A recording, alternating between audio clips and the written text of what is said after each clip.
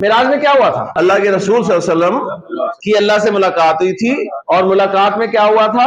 बातें हुई थी। यहां तक तो सब मुत्तफिक हैं। आप सल्लल्लाहु अलैहि वसल्लम ने अल्लाह को देखा या नहीं देखा, इसमें इख्तिलाफ है, लेकिन बातों की हद तक सब मुत्तफिक हैं। तो हम वहीं तक रहते हैं, गोया मेराज बंदे का अल्लाह से बातें करना है। नमाज मोमिन की मेराज है। इसका मतलब ही ये है कि ऐसे नमाज पढ़ी जाए जैसे अल्लाह से बातें की जाए। जब आप मोबाइल पे लगे होते हैं तो आपको पता होता है इधर उधर क्या हो रहा है, नहीं पता होता ना। लेकिन नमाज में मेरी और आपकी तवज्जो, हज़रत अली का एक कौल मिलता है मिराजुल मोमिनीन के हवाले से, तो फरमाते हैं कि जब मेरा जी चाहता है कि मैं अल्लाह से बातें करूं तो मैं नमाज पढ़ता हूं, और जब मेरा जी चाहता है कि अल्लाह मुझसे बातें करे तो मैं कुरान पढ़ूं, क्योंकि कुरान अल्लाह का कलाम है। और आप कुरान पढ़ें और कुरान आपको समझ में आए तो यकीन माने आपको ऐसा लगेगा कि अल्लाह आपसे बातें करे। और फिर नमाज में भी वो कैफियत होनी चाहिए कि जब आप नमाज पढ़ें तो आपको बिल्कुल ऐसा लगे कि आप अल्लाह से बातें कर रहे हैं, उसकी हमदो सना कर रहे हैं, उसे मांग रहे हैं। हिदायत हम मांगते हैं अल्लाह से, और खारिज करते हुए इहदिनस सिरातल मुस्तकीम, इतनी अहम चीज मांग रहे हैं, जबकि अपने किसी बड़े से